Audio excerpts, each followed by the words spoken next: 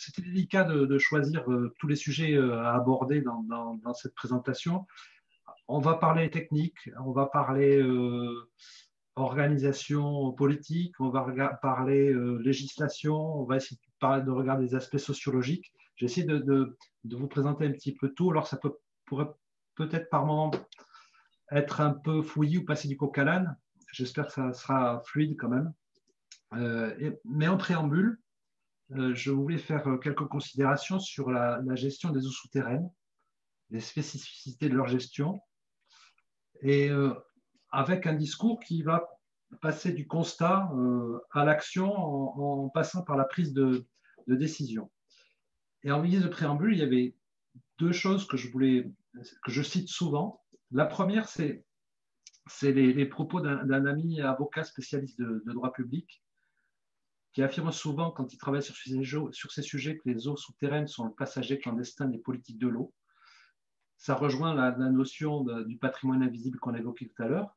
Et sur le patrimoine invisible, pas tous les ans, mais une année sur deux, on fait un communiqué de presse auprès de Sud-Ouest au moment des Journées du patrimoine pour affirmer qu'une fois de plus, cette année, le plus grand patrimoine commun à tous les Girondins restera invisible et ne pourra pas être visité. Et derrière ce patrimoine commun à tous les Girondins, le plus grand, ce n'est pas la dune du Pilat, c'est en fait les ressources en eau potable, en eau que nous allons visiter aujourd'hui. Toujours en préambule, quand on parle de gestion des ressources en eau, il y a derrière, quand on veut gérer, une notion de sentiment d'appartenance et de constat partagé. C'est d'abord, la gestion, elle s'organise sur la base d'un constat partagé par des acteurs qui appartiennent à un même bassin. Vous savez tous dire certainement si vous habitez dans le bassin de la Garonne ou celui de la Dordogne, si vous êtes dans le bassin de la Pimpine, par exemple, dont on entend souvent parler à l'Aquaforum, ou celui de la Leyre. On est tous capables, en règle générale, de dire dans quel bassin on est.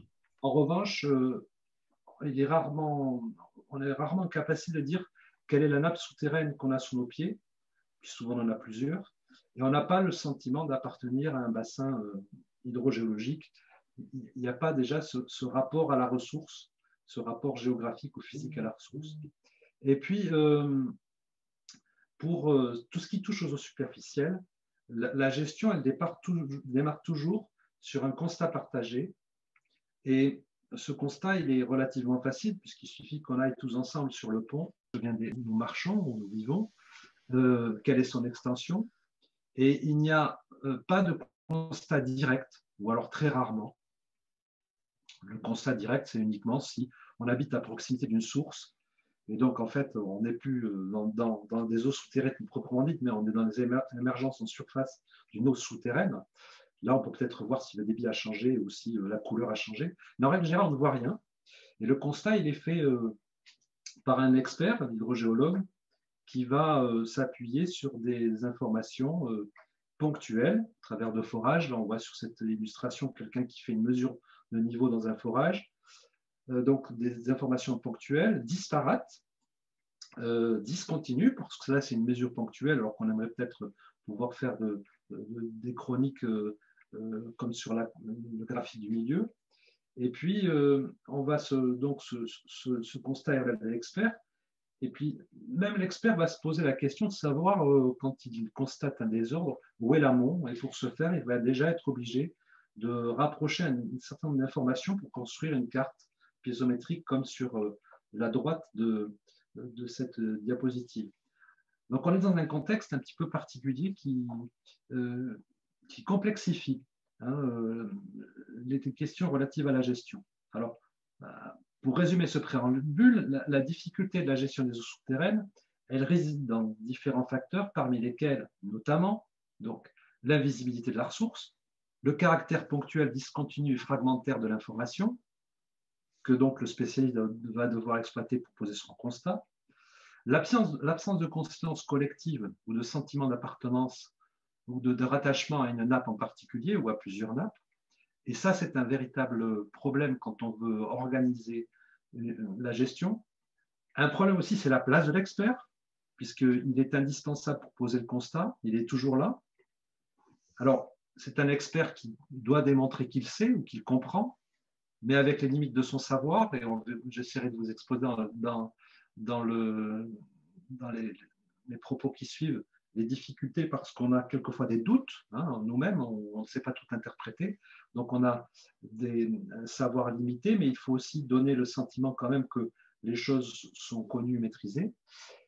Et puis, même s'il sait, il n'est pas légitime pour décider, mais la tentation, comme je l'ai mis entre parenthèses, fait que dans certains cas, il aimerait bien prendre la décision ou prendre lui-même la décision ou faire prendre les décisions qu'il juge bonnes. Et donc, il dépasse un petit peu sa place d'expert et rentre prend la place du décideur. Et puis, la gestion, c'est aussi justement le rôle du décideur qui, lui, doit écouter l'expert s'il n'en a qu'un, ou les experts, ce qui peut compliquer les choses parce que dans nos métiers comme dans d'autres, mais particulièrement dans nos métiers, les experts ne sont pas forcément tous d'accord. Et d'ailleurs, on peut se poser la question de savoir si tous les experts sont effectivement des experts. Et puis, il va devoir construire quand même, après avoir écouté cet expert ou ces experts, sa décision en toute autonomie. Normalement, on peut l'imaginer. Mais quelquefois, la tentation peut être grande de céder à la facilité et de laisser l'expert décider à sa place, ou à l'inverse, de s'affranchir totalement du discours qu'on peut tenir les experts et de prendre des décisions détachées de cette expertise. D'ailleurs, ça, on en a bien l'illustration sur la gestion à l'échelle nationale ou même dans tous les pays, en fait, de la crise sanitaire que nous connaissons depuis plus d'1 an maintenant.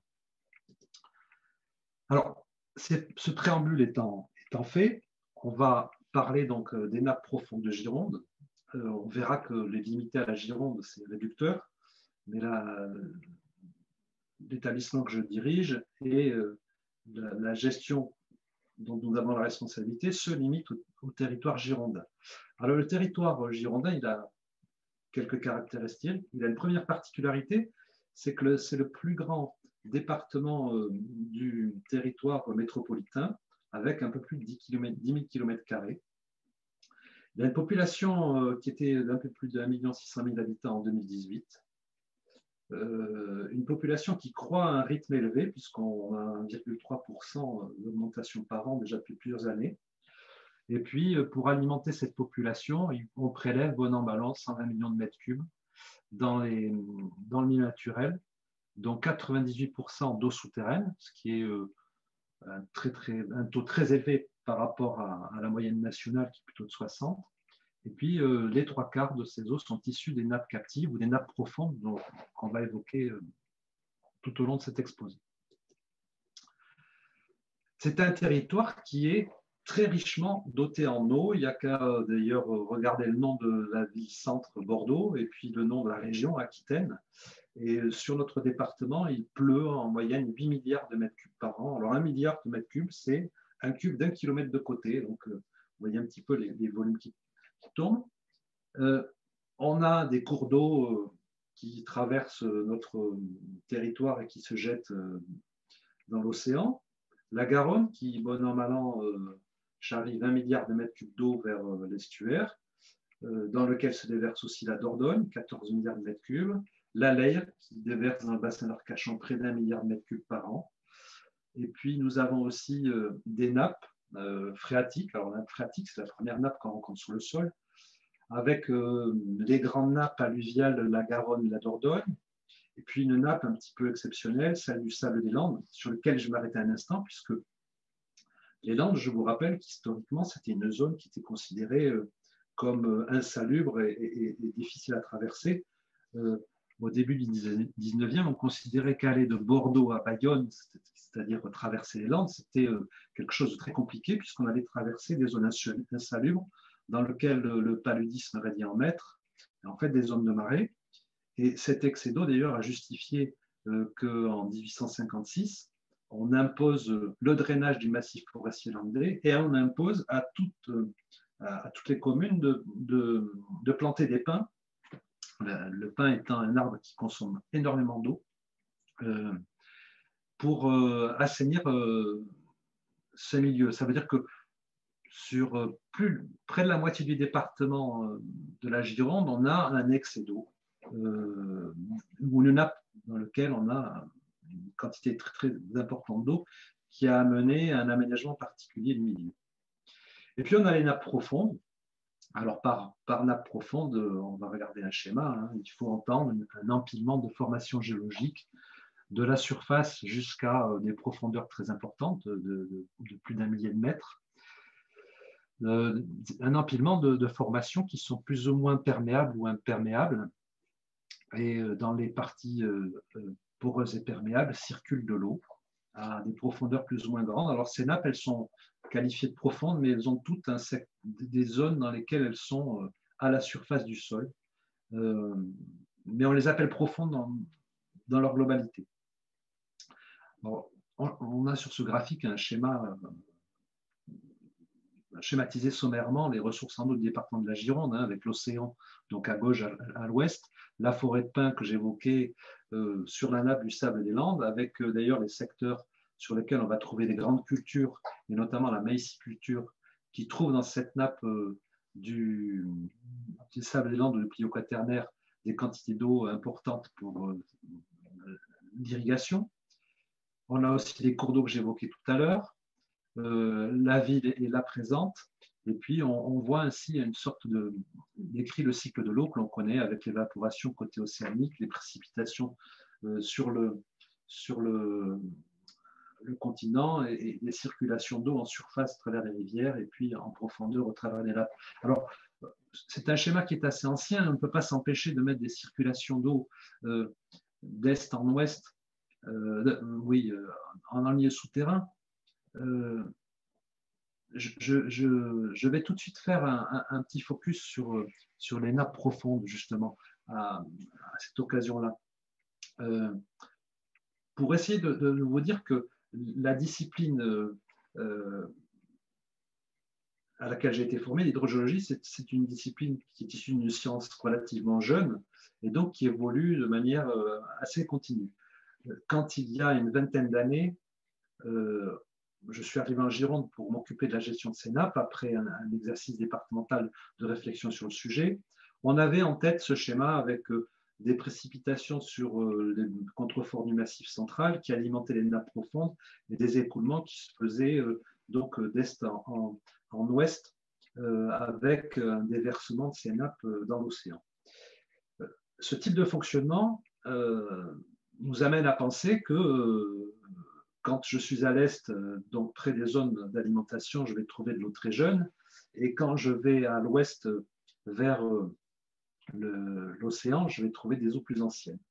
Et comme les premières datations d'eau faites sur les eaux prélevées au droit de l'agglomération bordelaise vous donnaient, par exemple, dans la nappe de la Seine, des âges de l'ordre de 20 000 ans, on pensait naïvement que si on faisait des forages, qu'on mesurait l'âge des eaux dans les forages plus proches de l'océan, on allait trouver des eaux beaucoup plus anciennes. Et puis si on se rapprochait des zones à l'est dans lesquelles les précipitations peuvent s'infiltrer dans ces nappes, on allait trouver des eaux de plus en plus jeunes.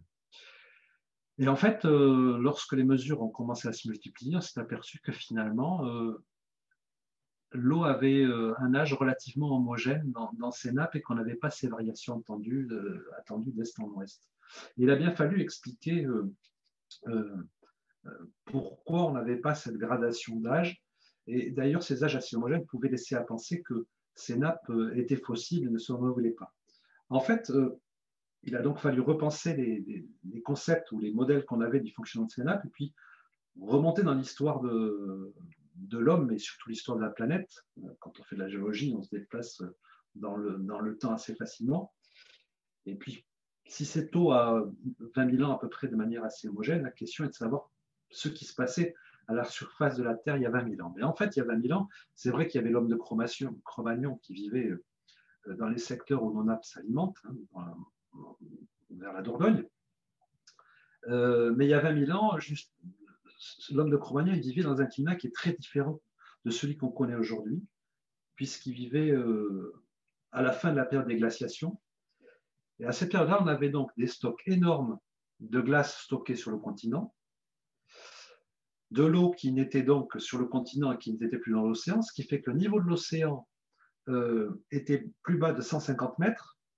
Et donc la pression qu'exerce aujourd'hui l'océan sur nos nappes à l'aval était plus basse d'au moins 15 bars. Et dans le même temps, puisqu'on est à la fin des périodes de glaciation, on a cette glace qui fond et on sait que c'est une période au cours de laquelle les précipitations étaient très très importantes sur le continent. Et donc en fait, il y a 20 000 ans, on avait énormément d'eau disponible pour alimenter nos nappes et on n'avait pas de frein à leur écoulement côté océan. Et donc elle s'écoulait relativement rapidement par rapport à aujourd'hui, beaucoup beaucoup plus rapidement.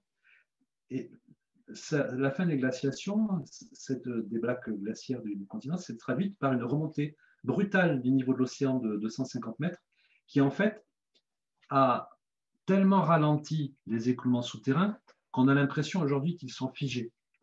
Et en fait, l'eau se renouvelle bien dans ces nappes, mais à une vitesse, elle se renouvelle bien, mais les vitesses de déplacement sont bien inférieures à ce qu'on pouvait imaginer. Donc, entre ce qu'on pouvait penser du fonctionnement de ces nappes il y a 20 ans et comment on interprète aujourd'hui leur fonctionnement, vous voyez, il y a de grandes différences. On reviendra peut-être sur ce schéma pour d'autres illustrations. Donc, la Gironde est un territoire très richement doté en ressources en eau, et pourtant, nous sommes confrontés à des problèmes d'approvisionnement en eau. Et là, on va parcourir un petit peu l'histoire du territoire. En partant d'un petit résumé d'une conférence que j'avais fait il y a quelques années à l'Aquaforum sur l'histoire de l'approvisionnement en eau de Bordeaux et de la Gironde. Si on regarde un petit peu l'habitat, la présence humaine à Bordeaux, ça remonte à 300 avant Jésus-Christ, et en fait, l'implantation humaine à Bordeaux, elle tient en fait à la présence d'eau et à l'organisation même de ses ressources.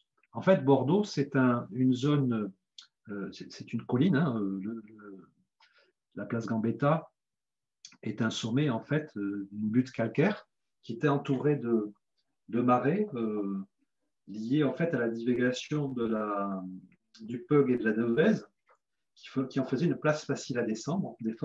Autour de cette colline, on avait des sources de très bonne qualité, issues d'ailleurs de nappes profondes. Et puis on avait à l'est la Garonne, qui était une des routes de l'Étain. La Garonne, qui est un fleuve difficilement navigable du fait de la marée. Mais justement, avec le Peug et la Devèze, on pouvait s'extraire du cours de la Garonne, passer sur ses affluents et venir s'échouer dans toutes les conditions de marée. Donc, ça a présenté un certain nombre d'avantages qui font que l'implantation humaine, les hommes se sont implantés à Bordeaux. Les Romains se sont aperçus de l'intérêt du site et l'ont développé. On crée les aqueducs qui marquent encore aujourd'hui, d'ailleurs, l'organisation de la ville. Hein. Il faut se dire que la Devèze, c'est le cours de l'intendance, hein, c'est le cours de la Devèze. Le Peug, c'est le cours Alsace-Lorraine. Il coulait là, à cette époque-là, 10 mètres en dessous du niveau auquel se trouve aujourd'hui le sol du fait de la construction, démolition, reconstruction de Bordeaux. Et puis les Romains, ils avaient créé pour leur confort des aqueducs qui allaient chercher l'eau déjà assez loin de Bordeaux pour avoir de l'eau j'allais dire sous pression, mais oui, de l'eau distribuable dans le cœur de la ville, avec un aqueduc qui aboutissait pas loin de la place de la Comédie. Avec les invasions barbares, les aqueducs bordelais seront détruits.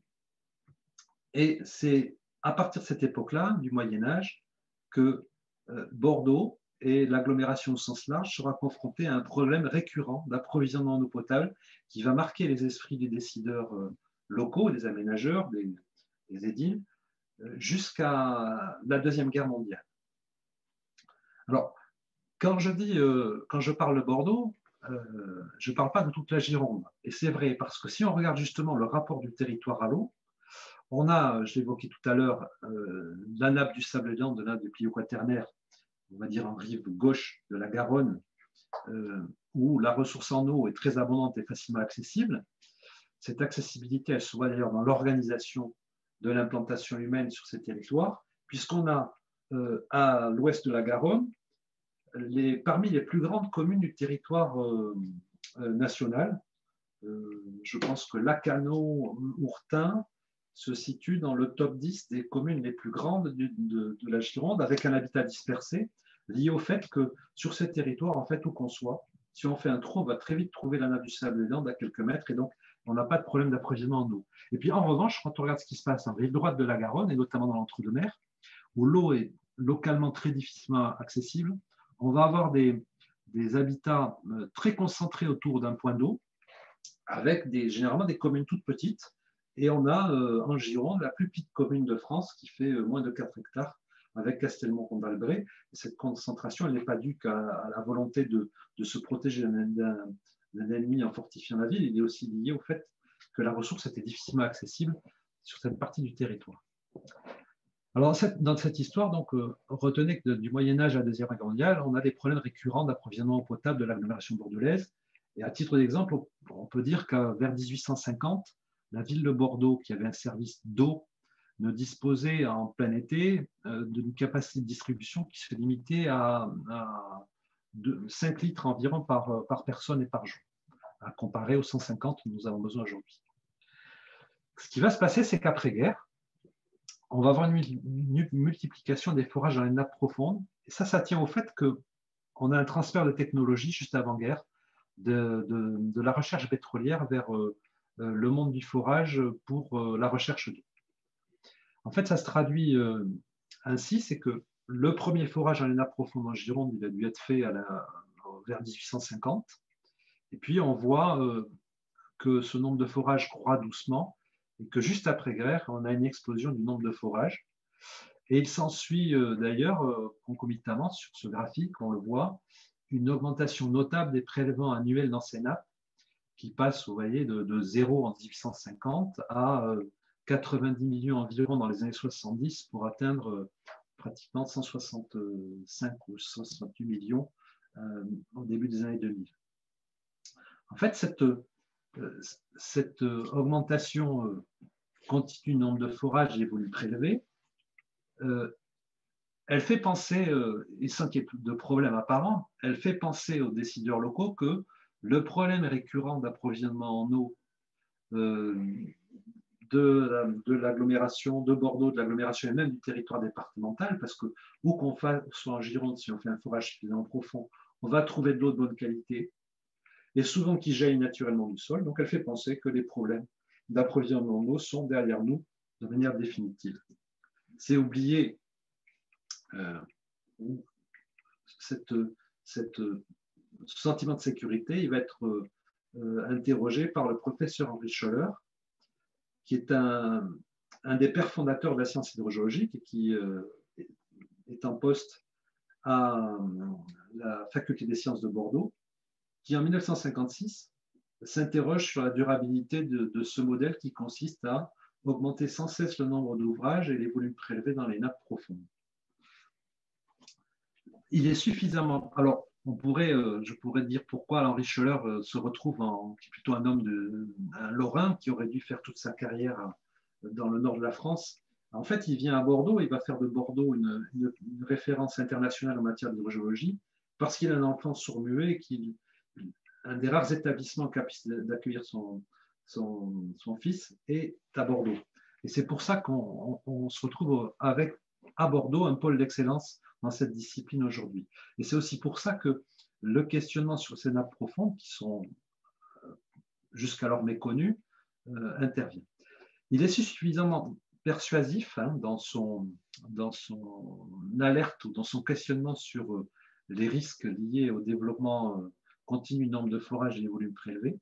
Il est suffisamment persuasif pour que le préfet de l'époque impose au Conseil général, c'est bien imposé, puisque à l'époque, le Conseil général avec une chambre d'enregistrement des décisions du préfet, au Conseil général d'organiser le suivi des nappes concernées. Et donc, à partir de la mise en place de ce suivi, les sachants vont s'organiser pour répondre aux interrogations du professeur Scholler. Alors, j'ai essayé de découper les périodes qui vont suivre en zones homogènes. on pourrait résumer qu'à partir de la mise en œuvre de ce suivi, les années 60 vont être les années de l'acquisition des connaissances et des premières réflexions.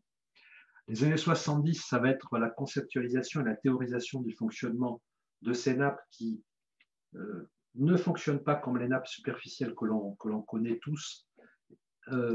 J'y reviendrai. Les années 80 vont être consacrées à la modélisation mathématique, c'est-à-dire à la capacité à reproduire de manière numérique, avec des ordinateurs notamment, le fonctionnement de ces grandes nappes pour en comprendre le fonctionnement et répondre à la question de surexploitation. Et puis les années 90 vont être celles du diagnostic. À partir de ces concepts, de ces théories, de ces outils de modélisation, il va être possible de poser un diagnostic et de répondre à la question posée.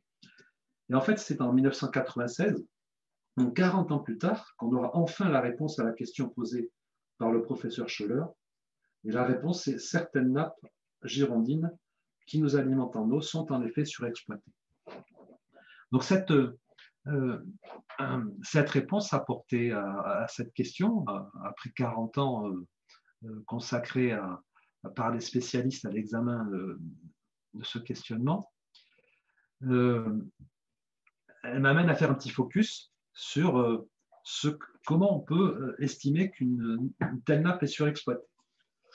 D'où cette diapositive qui dit, vous avez dit surexploité, ou la question du bon état. Alors, la surexploitation, on entend tous ce que ça veut dire.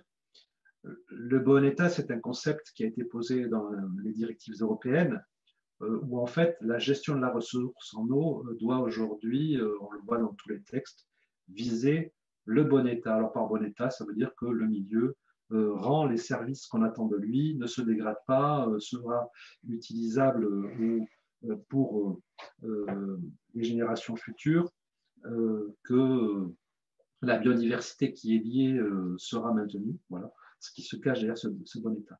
Alors, pour les nappes phréatiques, donc les nappes de surface, en fait, ce petit schéma, il présente ce que l'on peut considérer comme un bon état ou un cycle normal, c'est-à-dire qu'on va avoir au fil des saisons un niveau d'eau dans la nappe qui va varier du fait de sa vidange naturelle et des prélèvements qu'on puisse faire, et puis qui, chaque année, bon an, mal an, sous l'effet des précipitations hivernales et printanières, va retrouver à chaque printemps le niveau qu'elles avaient les printemps précédents.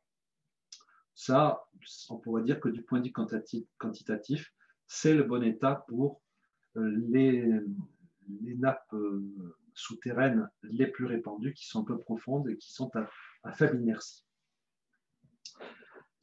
La difficulté, c'est que pour les nappes profondes, qui est l'objet de notre discussion de ce soir, il est illusoire d'imaginer une compensation à court terme des volumes qu'on y prélève.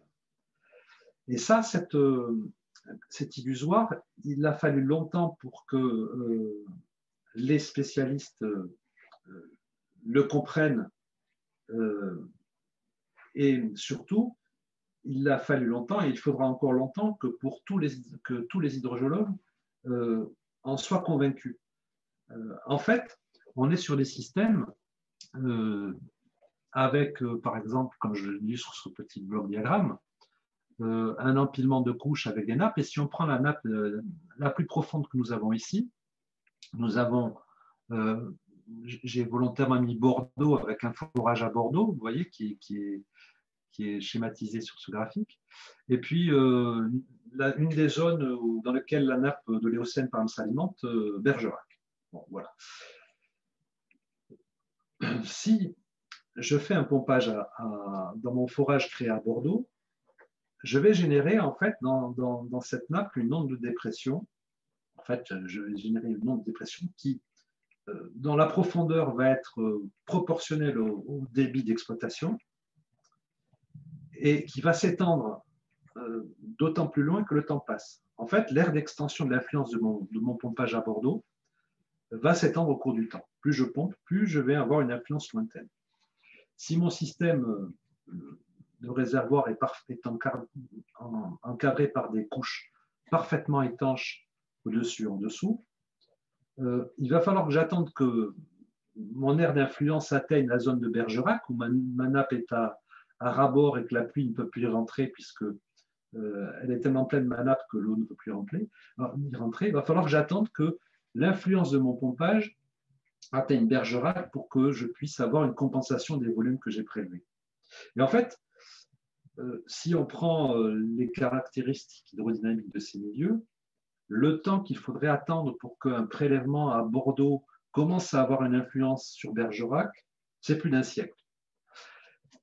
Et donc, en fait, les nappes profondes qui nous intéressent aujourd'hui, elles ont une inertie telle qu'il faut sortir de nos schémas ou de nos schémas de pensée, j'allais dire court-termistes ou à l'échelle humaine, et changer de référentiel de temps et admettre qu'en fait, si compensation il y a, elle n'interviendra qu'au bout de temps très long.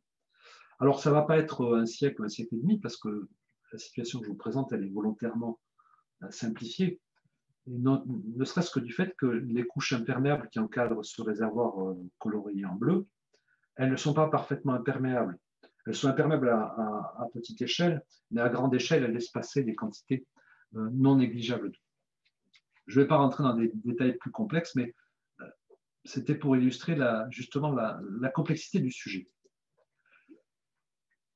Alors, gérer les nappes profondes à grande inertie, c'est comme ça qu'on va les appeler, hein, à grande inertie, pour les distinguer des nappes phréatiques ou des nappes de faible profondeur desquelles on attend qu'elles retrouvent chaque année le même niveau, c'est en fait gérer un déséquilibre, c'est se projeter à plusieurs décennies, voire plusieurs siècles. Et donc, se projeter à plusieurs décennies, à plusieurs siècles, ça nécessite, puisqu'on n'a pas le temps d'attendre, des outils de modélisation dans lesquels on va simuler le comportement de ces nappes. Mais simuler le comportement de ces nappes, ça veut dire qu'il nous faut des scénarios à simuler dans ces outils de modélisation. Alors, des scénarios qui vont évoquer les prélèvements qu'on veut y faire, ça peut paraître peu compliqué de dire je veux prélever tant dans cette nappe, mais ce n'est pas si simple que ça, et on pourra y revenir plus tard. Mais c'est aussi des scénarios de climat. Et autant il y a encore 15 ans, 15-20 ans, quand on travaillait en hydrologie ou en hydrogéologie, on faisait référence aux moyennes trentenaires de précipitations, de température, d'évapotranspiration pour se projeter dans le futur. Autant aujourd'hui, on ne peut plus se référer à ces moyennes sur 30 ans, 40 ans, 50 ans pour se projeter dans le futur, puisqu'on a le changement climatique qui vient remettre en cause toutes nos certitudes en la matière, ou tout au moins qui nous rend certains que ce qui se passera demain en termes de climatologie, de météorologie, n'aura rien à voir avec ce que l'on connaît aujourd'hui. Donc, il y a une complexité liée à la construction des scénarios pour se projeter. Et puis, il faut une définition du bon état.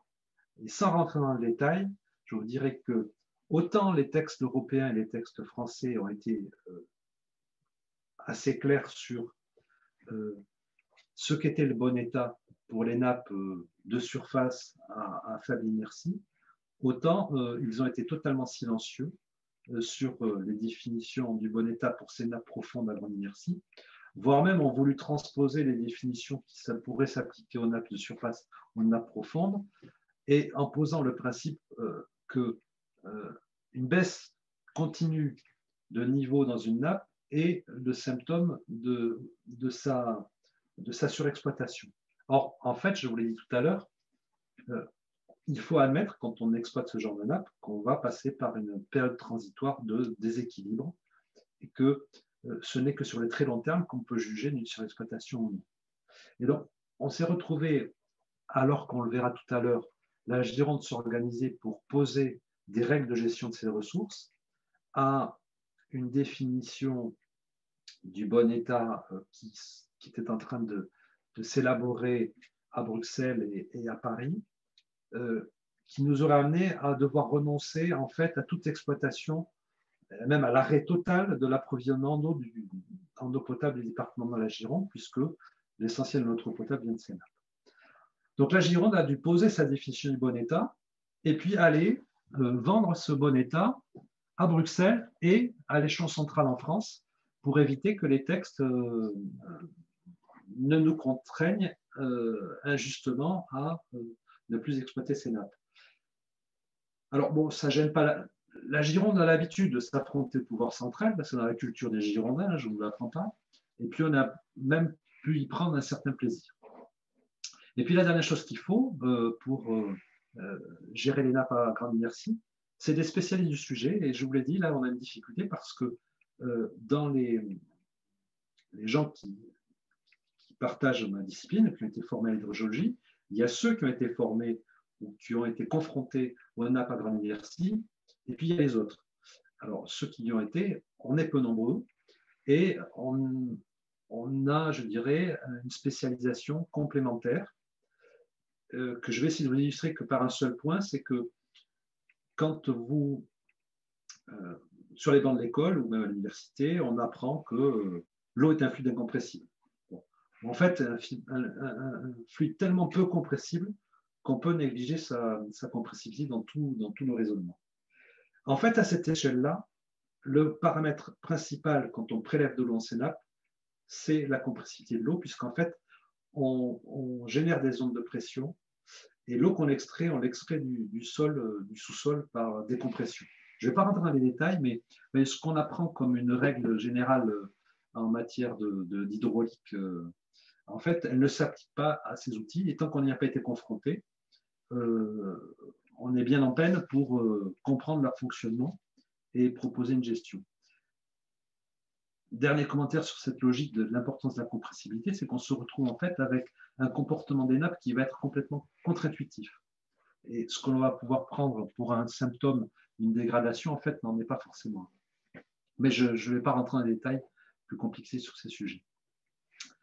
Alors, pour essayer de définir simplement la définition du bon état telle qu'elle a été définie en Gironde et telle qu'elle est désormais reprise dans les textes nationaux, on avait posé le principe. Alors, c'était des spécialistes qui travaillaient sur le sujet, et le on qui a arrêté le principe, c'est la commission locale de l'eau, mais on verra qui est cette instance tout à l'heure. Il avait été posé le principe que pour juger du bon état d'une nappe profonde, il fallait un double examen à des échelles spatiales et temporelles très différentes. Il fallait d'abord regarder des logiques de bilan à très grande échelle, c'est-à-dire, quand je dis à très grande échelle, c'est à l'échelle d'un ou plusieurs milliers de kilomètres carrés, et un examen sur au moins plusieurs décennies. Donc là, on va raisonner en bilan comptable, entrée, sortie, variation du stock. Et puis qu'on va être obligé, alors, même si on a des bilans qui sont acceptables à grande échelle, il n'est pas exclu que localement, on puisse avoir des désordres liés au niveau d'eau dans les nappes. Et donc, il va falloir en même temps combiner à ces bilans à grande échelle des contraintes locales à respecter au quotidien en termes de niveau d'eau ou de pression dans ces nappes sur quelques kilomètres, à plusieurs dizaines de kilomètres, pour en fait se prémunir d'un risque clairement identifié ou préserver un enjeu aval. Alors, quels sont les risques qu'on peut imaginer dans nos nappes? Eh bien, par exemple, on sait que la nappe de l'Éocène, qui est la plus médiatique, a un déversement dans l'estuaire de la Gironde. On a donc des eaux de 20 000 ans d'excellente qualité qui peuvent être bues directement, qui se déversent en fond d'estuaire. Ils se déversent parce que la pression au sein du réservoir Éocène à cet endroit-là est supérieure à la pression de l'eau dans l'estuaire. Et d'ailleurs, le flux sortant varie suivant la marée, puisque plus la marée est basse, plus l'eau sort facilement de l'Éocène. Si on exploite trop l'Éocène et qu'on abaisse trop le niveau de la nappe éocène dans ce secteur-là, on pourrait se retrouver avec non plus de l'eau de l'Éocène qui sort vers l'estuaire, mais de l'eau de l'estuaire, salée, saumâtre, qui vient alimenter notre nappe éocène. Et là, donc, on a clairement un risque qu'on peut décrire, dont on peut décrire les mécanismes et préciser des pressions à respecter pour se prémunir de ce risque. L'autre chose qu'on peut vouloir faire en s'imposant des contraintes en niveau, c'est préserver un enjeu aval. Alors, on va prendre le même cas de figure avec une nappe profonde, moins profonde, c'est de l'Oligocène, qui, par exemple, alimente localement le cours d'eau du Socats. Alors, ce n'est pas comme l'Éocène dans l'estuaire où le flux qui sort de l'Éocène est très faible en regard du volume, du débit de l'estuaire. Sur le Socats, il est possible, parce qu'on travaille dessus, je ne peux pas vous le dire encore, que l'eau qui sort de l'Oligocène au profit de ce cours d'eau représente une proportion non négligeable du débit de ce cours d'eau. Et donc, si on veut avoir un cours d'eau en bonne santé, il est possible qu'on soit obligé de se mettre des contraintes à l'exploitation de l'Oligocène pour garantir une quantité suffisante pour que le Socats ou le Gatmore, puisque les deux cours d'eau sont dans la situation, présente un état satisfaisant. En fait, la définition du bon état, elle nous oblige à faire une approche globale en bilan et des approches locales en pression, ce qu'on peut résumer autrement avec une gestion du stock à très grande échelle et puis des gestions de flux localement. Ça ressemble quelque part à une logique de boutiquier, mais appliquée à un système naturel. Alors, après avoir évoqué donc ce qu'était la définition du bon état, et puis pour passer un petit peu à autre chose, on va regarder, identifier quels sont les enjeux qui se cachent derrière la gestion des nappes profondes et des enjeux liés à cette surexploitation, en examinant qui en Gironde prélève, combien et pour quel usage dans les eaux souterraines. Alors, si je fais abstraction du refroidissement de la centrale thermonucléaire du Blayais, qui à elle seule a besoin de plus de 4 milliards de mètres cubes par an pour son refroidissement, donc 4 milliards de mètres cubes, hein, c'est 4 cubes d'un kilomètre de côté, hein, voilà ce qu'il faut pour refroidir les réacteurs de la centrale thermonucléaire du Blayais. Ils sont prélevés, ils refroidissent les installations, ils sont rejetés quasiment immédiatement, réchauffés dans le milieu naturel. En termes de quantité, il n'y a pas de perte puisqu'il n'y a pas de tour à réfrigérant. 4 milliards et demi de mètres cubes, c'est quand même le premier préleveur du Grand Sud-Ouest du bassin d'eau Garonne. Donc, si je fais abstraction de ces volumes, bon an, mal an, tous usages confondus, nous allons prélever dans le milieu naturel de 300 à 320 millions de mètres cubes qui vont être issus pour moitié des eaux de surface et des nappes phréatiques. Alors, eau de surface, il faut entendre cours d'eau, plan d'eau, lac. Hein.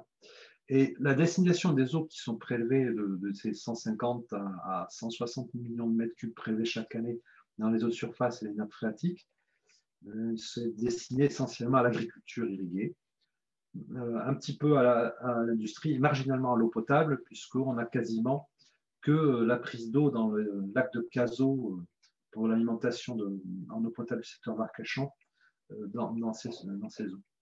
Si je regarde maintenant les volumes prélevés dans les nappes profondes, hein, qui fournissent donc 150 à 160 mètres cubes par an, je vais distinguer ici les volumes qui sont prélevés dans les nappes profondément déficitaires, c'est-à-dire celles dans lesquelles on n'a pas de souci, dans lesquelles on sait qu'on pourrait augmenter les prélèvements sans difficulté.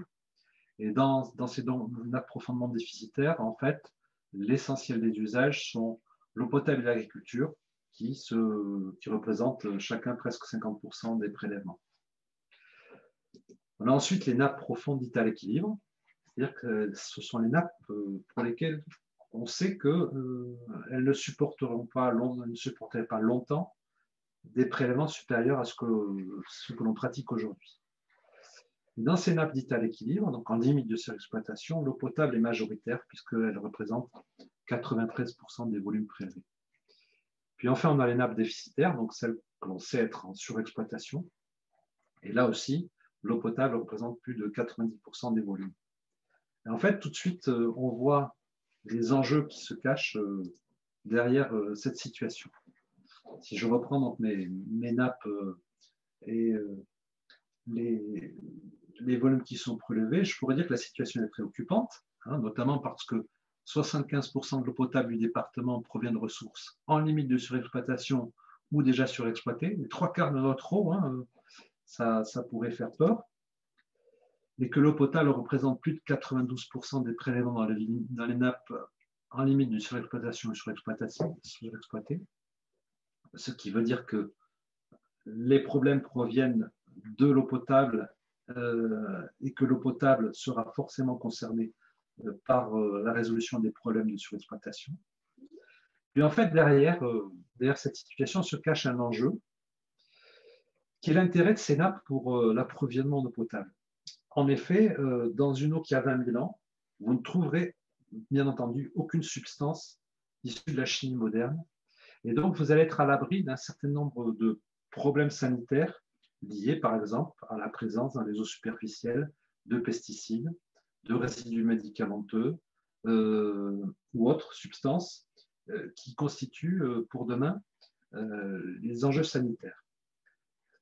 Et d'ailleurs, le modèle girondin d'approvisionnement quasi exclusif à partir de ce type de nappe profonde fait que, en cas de catastrophe, ce que je ne souhaite pas, et notamment de catastrophes thermonucléaires sur les grands sud-ouest, les deux métropoles comparables que sont Toulouse et Bordeaux se verraient pour l'une totalement privées d'eau potable. C'est Toulouse qui prend son eau dans la Garonne, et ce type de catastrophe se traduirait immédiatement par l'incapacité à produire de l'eau potable. Et en fait, en Gironde, quasiment la totalité du département pourrait continuer à distribuer de l'eau potable à tous ses habitants, malgré une pollution nucléaire généralisée. Alors, si on regarde les volumes, l'enjeu de la gestion des nappes, c'est donc de pérenniser un mode d'approvisionnement en eau potable qui nous garantit à tous les Girondins, une très très grande sécurité sanitaire à moindre coût. Parce que l'eau que l'on prélève dans ces forages, en fait, on ne la traite pas, on extrait le fer en excès, mais ça, c'est rien à faire.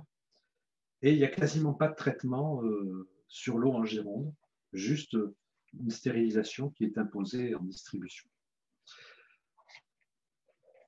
Si on regarde en fait les volumes qu'on pourrait prélever dans les nappes profondes, on sait qu'on pourrait prélever plus de 220 millions de mètres cubes. On ne sait pas exactement jusqu'où on pourrait aller. On reverra plus loin, c'est un exercice délicat que de savoir combien prélever, mais on sait qu'on a testé plus de 220 millions de mètres cubes prélevés par an et que les nappes sont capables de le supporter pour peu qu'on prélève bien correctement ces volumes. En fait, en Gironde, la situation est préoccupante, mais pas dramatique, parce qu'en fait, nous ne manquons pas d'eau de qualité pour satisfaire nos besoins, et puis nos besoins futurs. En fait, nous sommes confrontés à un problème d'exploitation. En fait, nous exploitons mal nos ressources. La Gironde, nous avons des problèmes d'approvisionnement en eau, mais nous avons en fait des problèmes d'enfants gâtés. Et cette situation, avec une interdépendance forte entre l'état des ressources à grande échelle de nappe profonde et l'approvisionnement potable, donc ce qu'on appelle d'une part le grand cycle de l'eau, c'est-à-dire le cycle de l'eau dans la nature, et le petit cycle de l'eau qui est, on va dire, l'eau urbaine, qui est prélevée, distribuée à le robinet et puis évacuée et traitée avant d'être mise dans la nature. Cette dépendance, cette interdépendance en ce grand cycle justifie en Gironde que les acteurs de l'eau potable, c'est-à-dire les acteurs du petit cycle, s'impliquent dans la gestion de la ressource en eau. Alors ça peut vous paraître étonnant que je vous dise que les responsables du service d'eau potable qui nous alimente s'impliquent en Gironde dans la gestion de la ressource en eau. Vous me dites, mais ce n'est pas le cas, c'est pas le cas partout. En fait, non, la préoccupation d'un service d'eau potable, c'est un quotidien qui consiste à distribuer de l'eau et en règle générale, il ne s'implique pas, ou que très peu, ou très marginalement, qu'en cas de crise, à la gestion de la ressource. Et donc, en Gironde, il y a cette particularité, cette dépendance, et cette prise de conscience fait qu'on a des acteurs de l'eau potable très impliqués dans la gestion de la ressource. Ça nous a même amené à mener, j'y reviendrai peut-être plus loin, avec Charlotte Alcazar, qui donc écoute cette présentation et qui m'en a fait une excellente il y a peu de temps, à organiser pour le compte des organismes qui nous emploient un lobbying d'intérêt général à l'occasion des Assises nationales de l'eau pour faire modifier la législation pour que les responsables des services d'eau potable puissent effectivement, alors que la loi ne le prévoyait pas, participer à la gestion de la ressource. J'y reviendrai plus tard, mais là c'était un lobbying, je vous dis, d'intérêt général. Et l'autre, ce que justifie aussi cette dépendance particulière de l'eau potable ou cette relation de l'eau potable avec la gestion des ressources, elle justifie l'existence d'acteurs que je vais qualifier d'acteurs d'interface qu'on ne trouve pas sur tous les territoires, d'acteurs qui vont être à l'interface des petits et grands cycles de l'eau. qui sont des acteurs qui ont le même logo, tout au moins la même image sur leur logo. C'est la commission locale de l'eau du Sagena profond et le SMEGREG, dans le syndicat mixte d'études de gestion de la ressource en eau du département de la Gironde, que j'ai l'honneur et le plaisir de diriger depuis déjà 20 ans.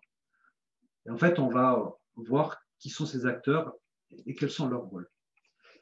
Mais on va reprendre l'histoire. Donc, 1956, le professeur Schoeller pose la question de la durabilité du modèle d'approvisionnement potable qui repose sur les nappes profondes.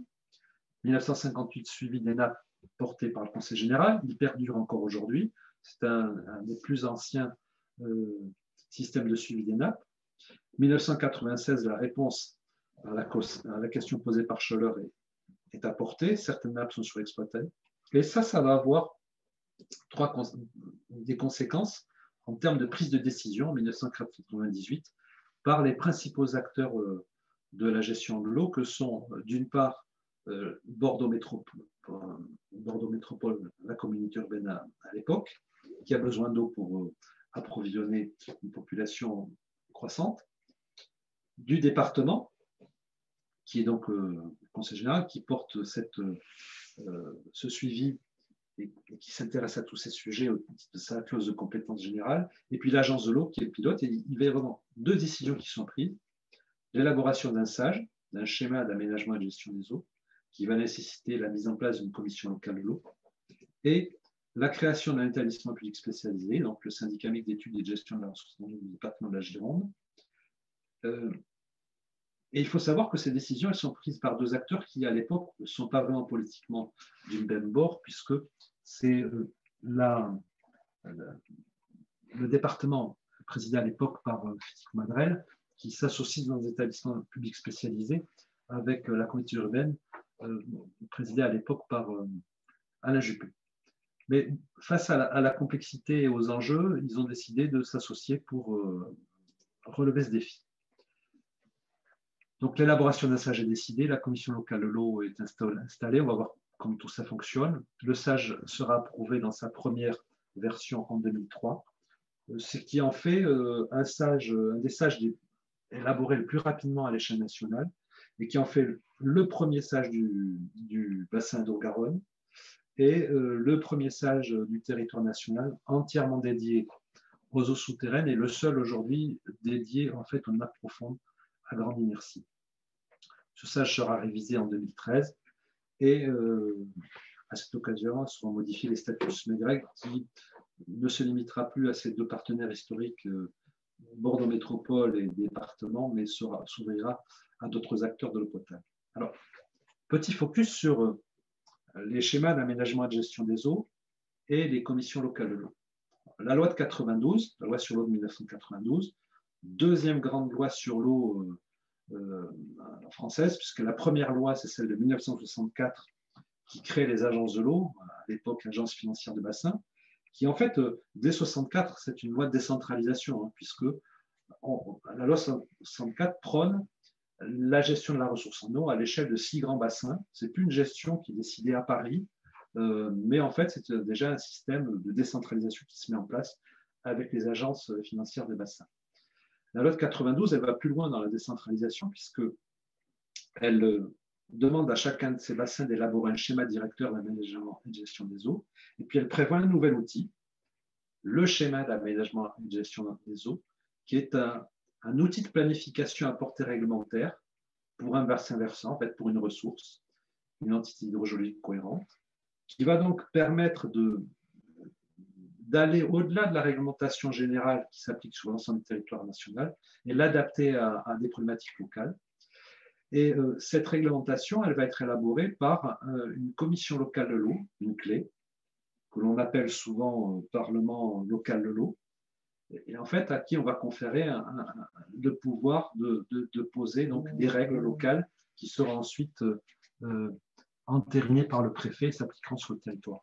Alors, une commission locale de l'eau, c'est constitué avec un mécanisme qui ressemble à celui qui prévaut pour la constitution des comités de bassin à l'échelle des agences de l'eau. En fait, c'est une instance qui est installée par le représentant de l'État et dans laquelle on va trouver 50% des sièges au moins occupés par des élus locaux, 25% des sièges au moins occupés par des représentants des usagers. Par représentants des usagers, il faut entendre chambres consulaires, associations de défense de l'environnement, associations de consommateurs,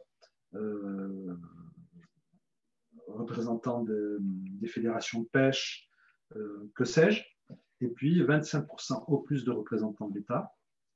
Et en Gironde, la commission locale de l'eau du Sage-Nain Profonde, installée en 1998 et qui existe toujours aujourd'hui, elle compte 27 membres, ce qui fait une petite commission qui permet d'être très dynamique.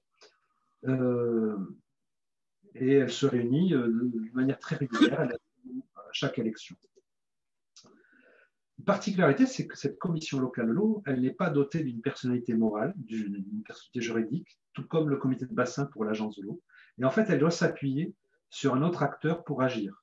Alors, si, je viens de le dire, le comité de bassin s'appuie sur l'agence de l'eau, chaque commission locale de l'eau, pour chaque sage, alors là, pour celui de nappe profonde, mais il y a plusieurs sages sur le territoire départemental, il faut trouver un acteur, et en l'occurrence, la commission locale d'eau du Sage-Nain Profonde a choisi le SNEGREG pour porter son action.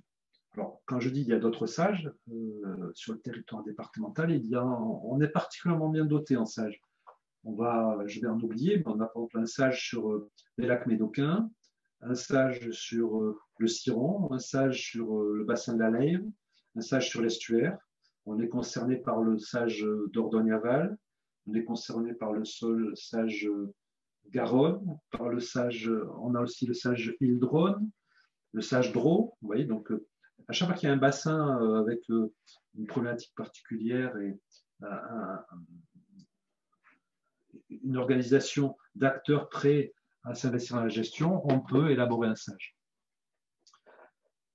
Donc voilà pour ce qui est du sage et de la clé. Alors la clé, elle a pour rôle d'élaborer donc ces règles de gestion sur la base d'un diagnostic qu'elle va poser elle-même.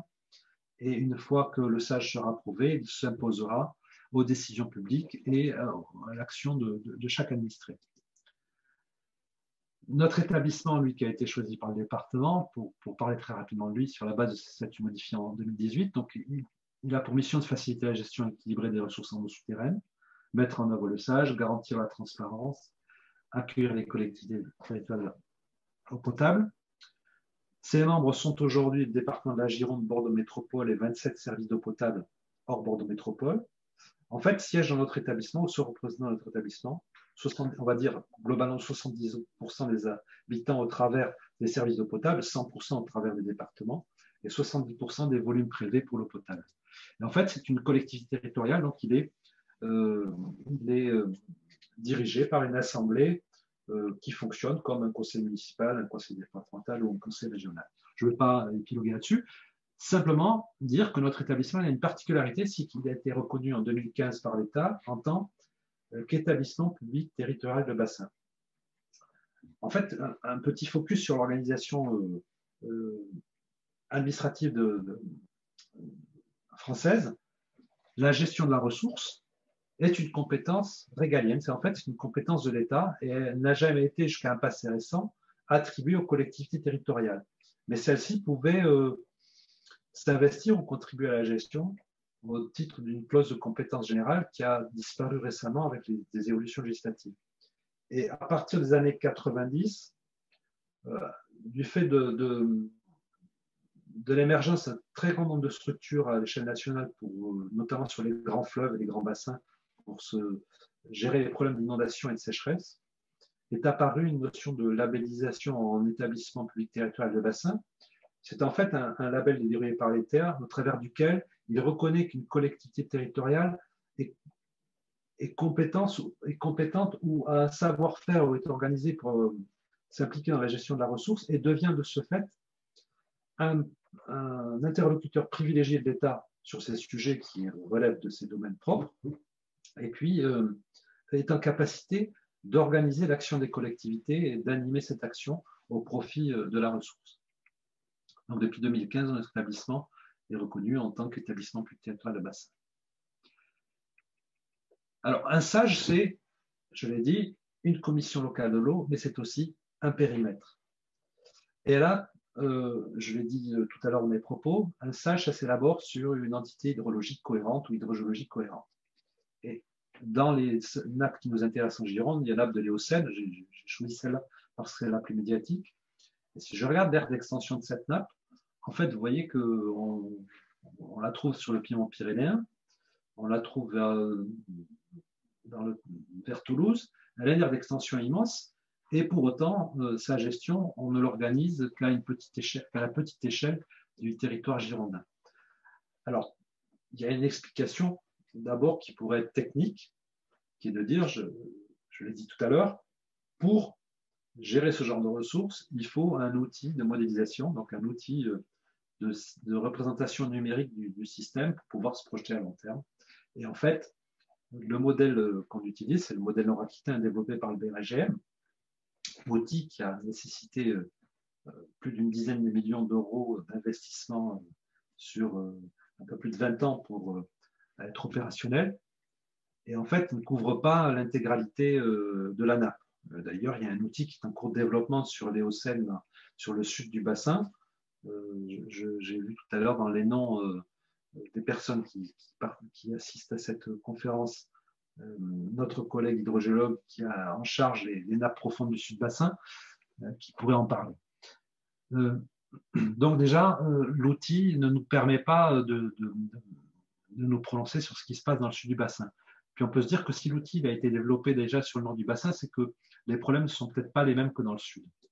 Le deuxième élément, c'est que la connaissance des nappes, si elle est excellente en Gironde, qu'on est en capacité par exemple de tracer cette carte piézométrique de l'Éocène dans laquelle on voit une espèce de dépression au droit de l'agglomération bordelaise ou au sud de l'agglomération bordelaise, ce n'est pas le cas dans tous les territoires où le suivi n'est pas aussi ancien qu'en Gironde, puisqu'il remonte aux années 50, mais aussi n'est pas aussi précis. Pour me moquer d'eux, j'ai tendance à dire souvent que normalement, on devrait gérer la nappe de l'Éocène avec nos voisins de Dordogne, dans lesquels d'ailleurs on voit dans cette carte, pour ceux qui savent la lire, que la dépression bordelaise a tendance à s'étendre justement sur l'axe Dordogne. Donc, je dis souvent pour les faire bisquer à mes collègues de Dordogne que la Dordogne revendique d'être le territoire de la préhistoire, et je dis c'est vrai dans tous les domaines, et notamment dans la gestion des nappes profondes, puisque vous n'avez pas le même niveau de connaissance que le département de la Gironde et que vous n'avez pas pu monter dans le wagon pour organiser la gestion. En fait, ce périmètre limité à la Gironde, il trouve une explication aussi dans d'autres éléments.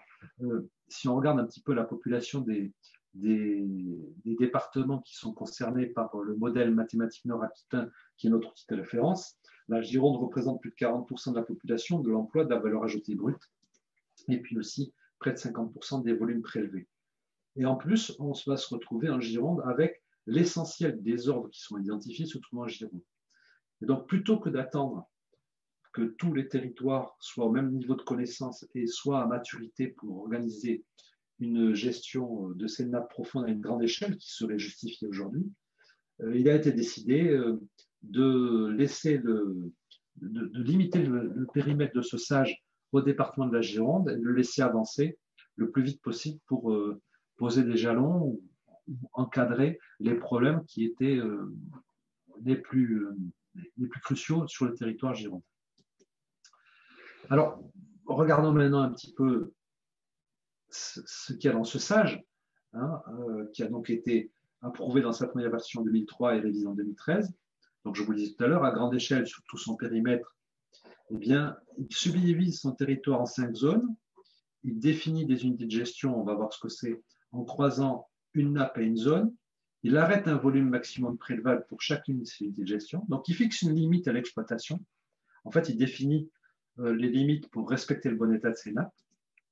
À l'échelle locale, il peut identifier des risques ou des enjeux. Il peut fixer des règles de gestion en niveau pour s'affranchir, se prévenir de ces risques ou garantir ces enjeux. Et puis, il pose une hiérarchisation des usages et notre SAGE donne la priorité systématiquement à l'eau potable sur tout autre usage. Mais ça, c'est quelque chose d'assez général dans les politiques de gestion. Alors, on va regarder un petit peu ces concepts justement qui sont développés dans le SAGE. Donc, le territoire départemental, il a été divisé en 5 zones sur la base de considérations hydrogéologiques liées à l'organisation des formations dans le sous-sol. Si je prends ces 5 zones et que je les combine à chacun des réservoirs qui sont dans le périmètre du SAGE, c'est-à-dire le Miocène, l'Oligocène, l'Éocène, le Campano maastrichtien et le Cénoman-Turonien, ces 2 dernières nappes étant du Crétacé et les 3 autres étant rattachées au tertiaire, à l'ère tertiaire. Je peux combiner donc ces différentes zones avec ces nappes pour obtenir des unités de gestion comme le Miocène centre, l'Oligocène littoral, etc. Grâce à l'outil de modélisation que j'ai tout à l'heure et à les scénarios que nous allons simuler, nous allons regarder le comportement de chacune de ces unités de gestion sur le long terme, à plusieurs décennies, et vérifier si les pressions auxquelles on les soumet de prélèvement, les pressions de prélèvement auxquelles on les soumet dans ces différents scénarios sont supportables sur le long terme ou non par ces nappes. Et par essai-erreur, il n'y a pas de recette magique. Par essai-erreur, on va pouvoir fixer une limite à l'exploitation de chacune de ces unités de gestion. Alors là, le travail est plus facile, c'est dans les unités de gestion en état de surexploitation. C'est-à-dire dans ces nappes, on a déjà dépassé le maximum de ce qu'elles peuvent supporter. Et quand on introduit dans le modèle un scénario qui correspond à ce qu'on fait aujourd'hui, on s'aperçoit tout de suite que ces nappes le supportent très mal. Et en fait, là, on va réduire les prélèvements dans des scénarios, on va réduire les prélèvements progressivement pour atteindre, pour trouver la limite du supportable. Dans toutes les autres ressources qui ne sont pas en état de surexploitation, on va être dans une logique de tâtonnement, on va construire des scénarios dans lesquels on va augmenter systématiquement d'un scénario à l'autre les volumes prélevés pour essayer d'atteindre une limite, mais quelquefois on ne l'atteint pas toujours. Et dans la mesure où ces scénarios doivent être précis, non seulement sur les volumes que l'on veut prélever, mais aussi sur les endroits où on va les prélever, la façon dont on va les prélever, arrive un moment où multiplier les scénarios pour essayer de trouver la limite devient hors de portée, ne serait-ce qu'en temps à consacrer ou à l'imagination pour créer ces scénarios. Alors pourquoi on est obligé de combiner volume prélevé et localisation des prélèvements? C'est qu'en fait, ces nappes, elles peuvent supporter beaucoup de choses, mais en fait, elles sont beaucoup plus sensibles à la façon dont on prélève l'eau qu'au volume qu'on prélève. Et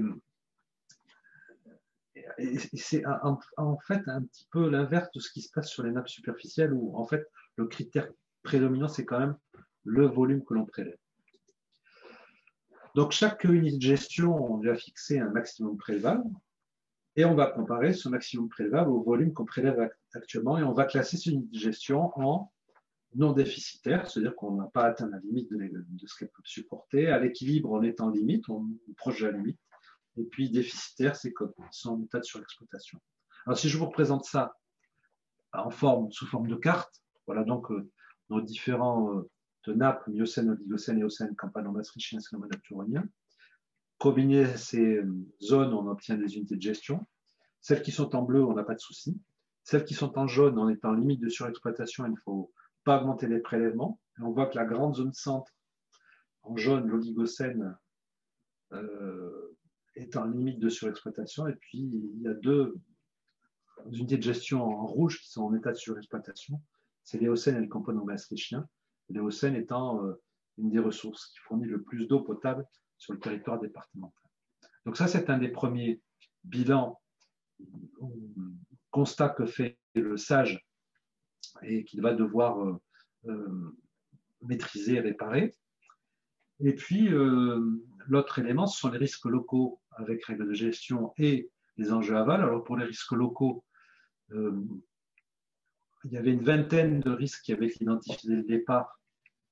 Les études que nous avons pu mener sur pratiquement plus de 10 ans ont pu en éliminer certains, mais ont confirmé que certains risques étaient avérés et donc devaient être gérés avec des mesures particulières.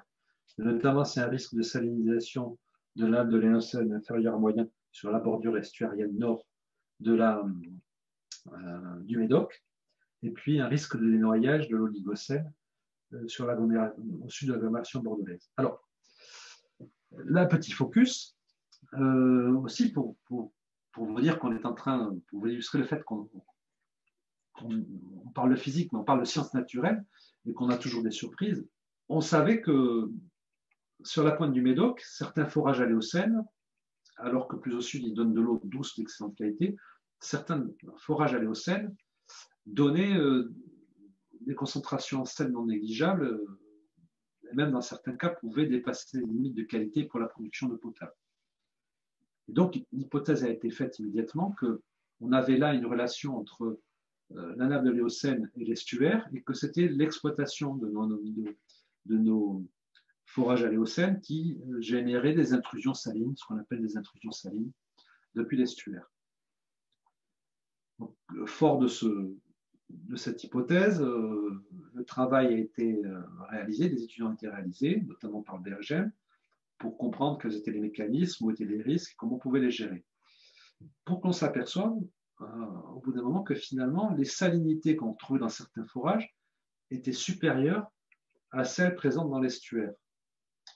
Et donc, comment expliquer qu'une intrusion saline avec une eau salée, certes, pouvait donner des concentrations plus salées encore que l'eau qui était censée rentrer dans le réservoir.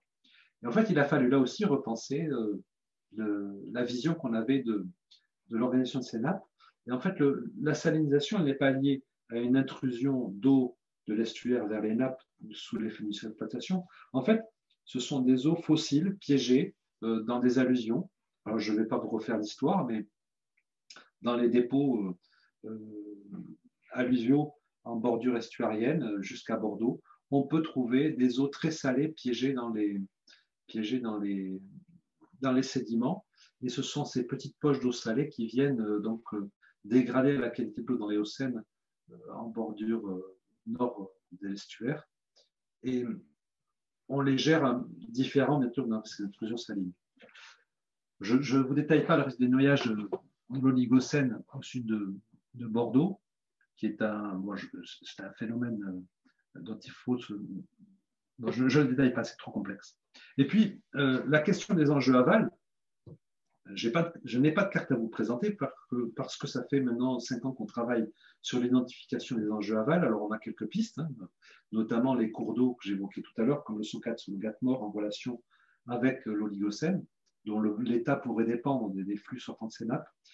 Mais c'est un travail en cours. Alors, c'est un travail qui peut paraître arriver tard, mais en fait, si on regarde un petit peu quelle est la logique de construction de ce type de gestion, tout d'abord, on a essayé de se prémunir des risques extérieurs pour les nappes qui nous alimentent en eau potable. C'est fait au travers des zones à risque.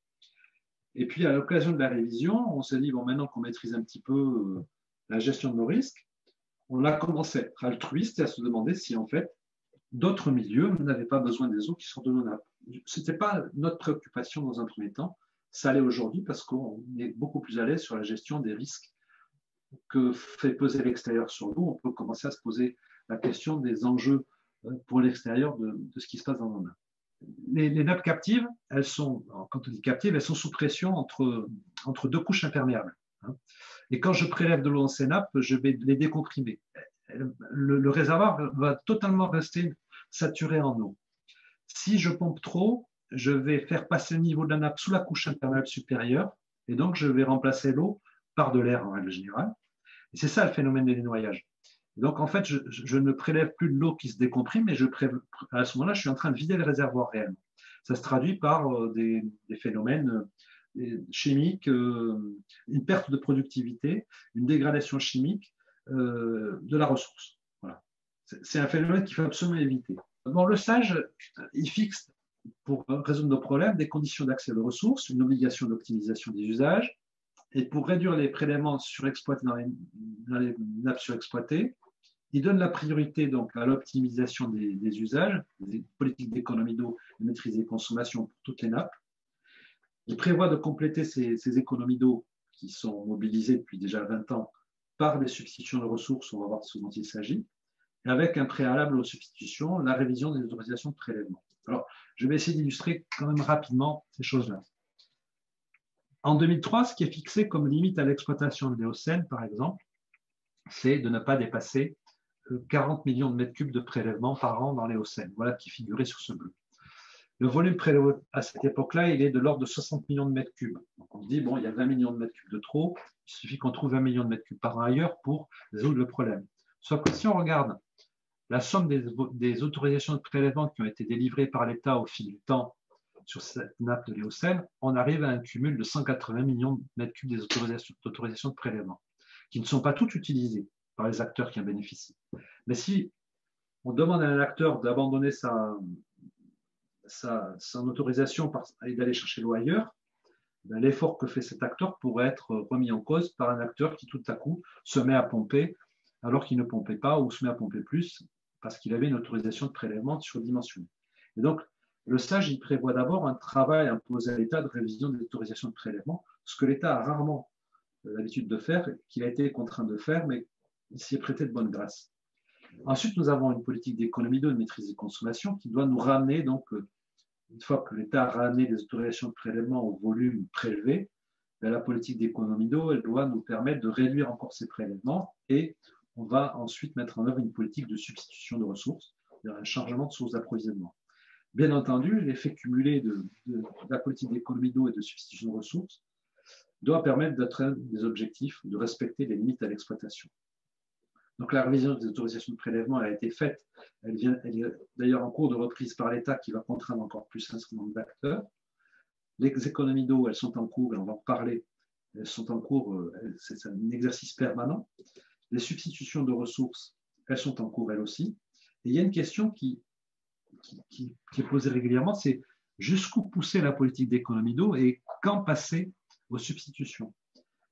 Parce que chaque type d'action a un coût, c'est un coût qui est financé par l'argent public et on doit tout le temps se poser la question de savoir où est-ce que l'argent public sera le plus efficace et mieux utilisé.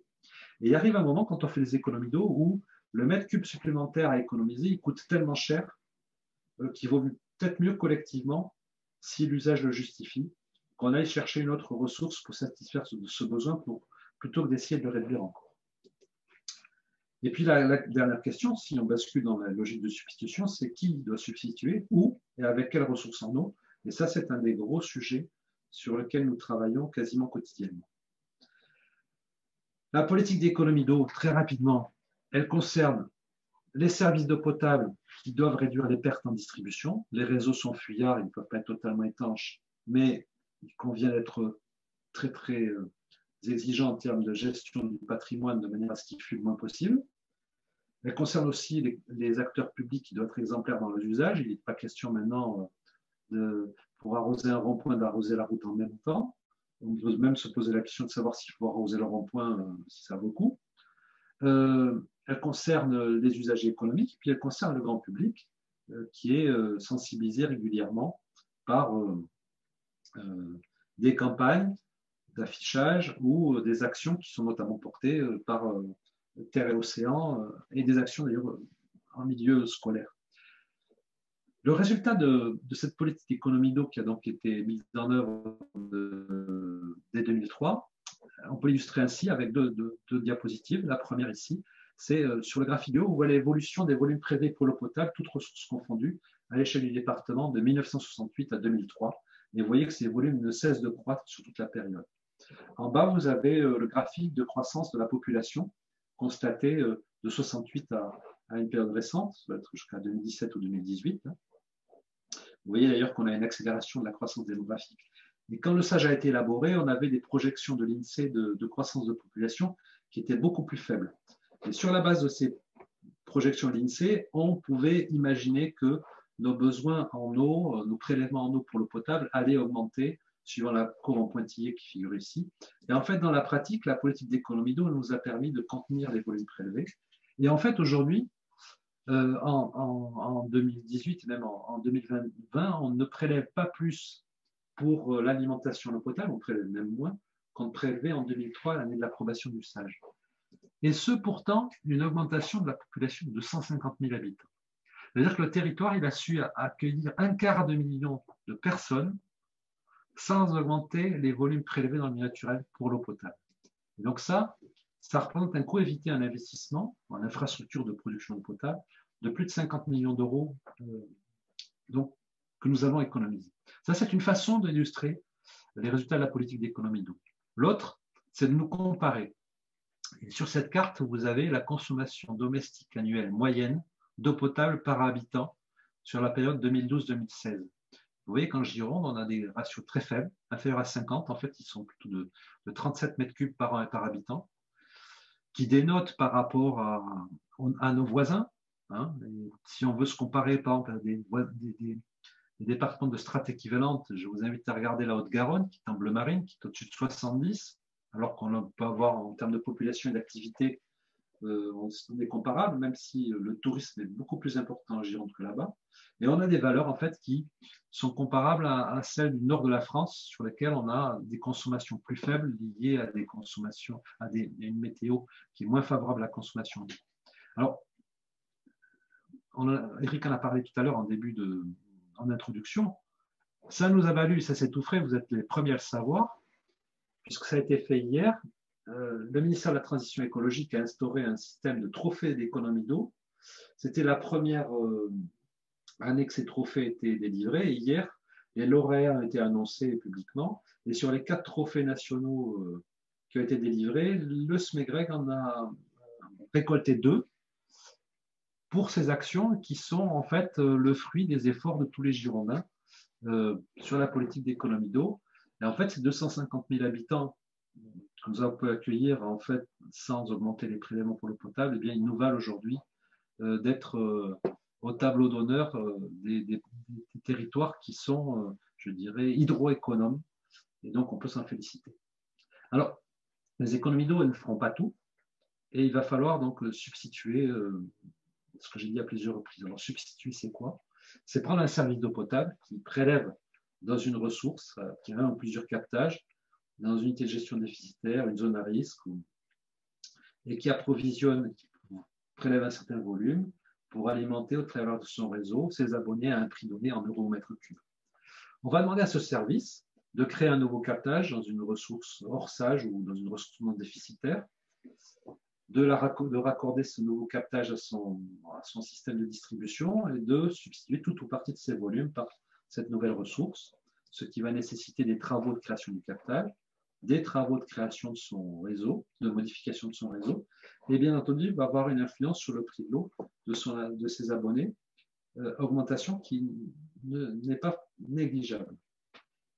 Surtout quand on sait que le coût de revient de l'eau potable est essentiellement constitué de charges fixes, et surtout que quand vous payez votre eau potable, vous payez essentiellement du transport. La production d'eau est complètement marginale dans votre facture d'eau. Ce que vous payez, ce sont des tuyaux pour la transporter. C'est l'inverse de l'électricité, où en fait, en électricité, le transport, les fils électriques, ça ne coûte pas très cher. Ce qui coûte cher, c'est de produire l'eau. Et donc, en fait, dès qu'on est confronté à un problème tel que celui que nous connaissons en Gironde, qui est un problème de mauvaise répartition de nos prélèvements à l'espace, et qu'on veut modifier cette partition, on se retrouve avec des solutions correctives qui vont se traduire par d'importants impacts sur le coût de l'eau. Alors aujourd'hui, il y a déjà des substitutions opérationnelles. Vous avez une substitution qui concerne la presqu'île Lambès, qui date de 2003. Pour faire court, la métropole a créé un réseau de distribution d'eau industrielle à partir d'eau de Garonne traitée qui vient alimenter les industriels qui jusque-là bénéficiaient de forages dans les nappes profondes et qui se sont vus retirer d'autorité par le préfet des autorisations de prélèvement. Désormais, ils achètent une eau de moins bonne qualité qui leur coûte plus cher à la métropole. Dans le nord du département, des services qui étaient à cheval sur 2 unités de gestion ont pu déplacer des prélèvements en créant des forages dans la zone nord, nous les avions aidés. La même chose dans le sud du Médoc, où il y a des transferts d'une ressource à l'autre.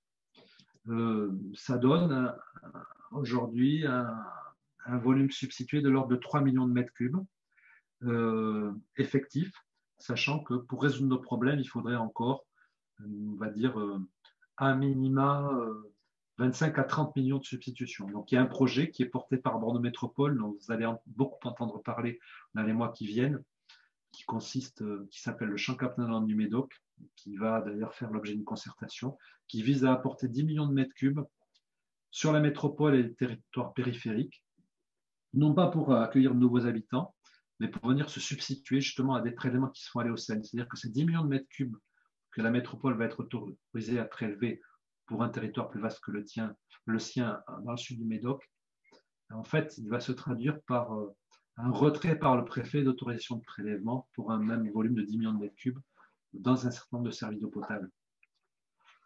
Globalement, toutes ces actions menées depuis 20 ans, qu'est-ce qu'elles donnent? Elles donnent une évolution des volumes prélevés dans les nappes que vous voyez ici, donc tous usages confondus dans les nappes profondes. On a pu stabiliser, voire réduire les prélèvements depuis 2003. L'eau potable a fait son effort, mais tous les autres usagers ont aussi participé à ces résultats. Les grandes questions que nous avons devant nous aujourd'hui, c'est des questions de substitution, puisque la politique d'économie d'eau, elle n'est pas remise en cause, au contraire, elle connaît des financements pérennes. Est-ce qu'il faut, en termes de substitution, comme pour les économies d'eau, demander à tout le monde d'en faire, ou est-ce qu'il faut concentrer les moyens sur quelques solutions économiquement performantes? C'était plutôt cette deuxième réponse, de concentrer les moyens sur quelques solutions économiquement performantes qui tenaient la corde jusqu'à il y a 4-5 ans. Mais on s'aperçoit en fait qu'on n'a pas forcément ces solutions et qu'on va être obligé de faire un mix entre ces petites solutions locales et des grosses infrastructures de substitution. Je ne détaille pas. Et puis, des difficultés auxquelles on est confronté aujourd'hui, c'est des territoires sur lesquels on n'a pas d'alternative économiquement acceptable, on a pu surexploiter. Là, dans ce cercle jaune, vous avez des collectivités sur le territoire desquelles on a regardé toutes les ressources alternatives à l'Éocène et il n'y a pas d'autres ressources que l'Éocène pour les approvisionner en eau potable. Les autres ressources comme celle de l'eau de la Dordogne, par exemple, ne répondent pas aux exigences minimales de qualité pour faire de l'eau potable. Et il n'y a pas d'autres ressources. Et donc, il va bien falloir que les efforts qu'aurait dû faire ce territoire si on avait réparti équitablement les exigences, il va bien devoir être fait par d'autres territoires qui, eux, ont des alternatives. Mais les mécanismes aujourd'hui ou les contraintes de gestion des services d'eau potable font que ces territoires vont être obligés de substituer au-delà de leurs responsabilités dans la surexploitation, avec pour conséquence, ce résumé, c'est que pour que ce territoire cerclé de jaune puisse prélever plus pour son alimentation en eau potable, le prix de l'eau va augmenter sur les territoires qui vont prendre en charge les efforts, alors qu'il ne changera pas sur le territoire cerclé de jaune dans la zone rouge. Et en fait, la grande question qui se pose à nous, c'est comment partager équitablement les coûts compte tenu des contraintes législatives et réglementaires liées à la gestion des services publics d'eau potable. C'est cet élément qui a justifié justement le lobbying que nous avons pu faire avec le CIMCRO, représenté par Charlotte Cazard, qui en a parlé la semaine dernière, pour faire modifier un certain nombre de textes législatifs, ce que nous avons pu obtenir à l'occasion des Assises nationales de l'eau par quelques petits amendements dans les textes de loi et des décrets qui vont sortir prochainement. Voilà, les défis de la gestion d'une nappe profonde, vous l'avez compris, c'est garantir à la fois pour les nappes profondes de Gironde une gestion équilibrée et durable des ressources, bien sûr, un accès à une ressource de bonne qualité pour tous, c'est fixé dans le SAGE comme un objectif, un usage optimisé, donc des économies d'eau permanentes, un coût d'accès à la ressource raisonnable, et puis surtout un partage équitable des coûts entre les territoires. Et pour terminer, si vous voulez savoir plus et poser vos questions, celles qu'on n'aurait pas pu poser ce soir ou celles auxquelles vous n'aurez pas de réponse ce soir, vous pouvez visiter notre site internet et vous abonner, si vous le souhaitez, à la lettre des nappes profondes. J'en ai terminé. Bien, merci beaucoup Bruno pour cet exposé passionnant et complet. Alors peut-être sur la fin, tu aurais pu sans doute détailler encore plus, là, notamment sur les projets de substitution locaux. Mais il y avait une ou deux questions là, que je voyais. Alors c'était par rapport à la consommation, la carte départementale que tu as montrée. Tu veux que je la remette en… C'est une carte des consommations domestiques uniquement ou des consommations globales? C'est les consommations domestiques que je vous ai montrées là. Parce que la question parlait de, je crois, alors sur la conversation pour rester français, les départements bleus dans le sud de l'Aquitaine puis le Gers ce n'est pas la Corn Belt culture du maïs. Non, ça n'a rien à voir. Là, c'est les... Non, non, c'est vraiment l'eau potable consommée dans nos logements et sur nos lieux de travail et dans l'usage collectif. C'est l'eau potable. Hein. Une question un peu dans le même ordre d'idée, d'ailleurs, un peu avant, enfin bien avant même, qui portait sur le métolachlore. Alors, voilà, qui disait, donc c'est Alexis Robert qui dit donc qu'il n'y a pas de métolachlore et ESA, alors ça, dans les nappes profondes. Moi, je m'étais permis de répondre non si on prélève correctement, mais je poserai la question à Bruno à la fin. En effet, on est dans un pays béni puisqu'on n'a pas de problème de qualité pesticides dans nos eaux. Il n'y a, à ma connaissance, qu'un forage en Gironde sur lequel on a des problèmes de pesticides. Voilà, le métolachlore, au passage, c'est l'herbicide utilisé notamment pour la culture du maïs. Hein. Voilà. Alors, paradoxalement, on est le département, on a un petit article dans le prochain lettre de profonde sur le sujet. Paradoxalement, on est le département qui consomme le plus de pesticides sur le territoire national. Et on est un des départements où on a, peut-être le département où on a le moins de problèmes de pesticides sur les eaux potables, sans avoir à traiter cette eau. C'est bien qu'on a un système d'approvisionnement qui ne s'appuie pas sur les eaux superficielles, mais sur les nappes profondes, qui nous permet de bénéficier de cette situation. D'accord. Est-ce que vous avez des questions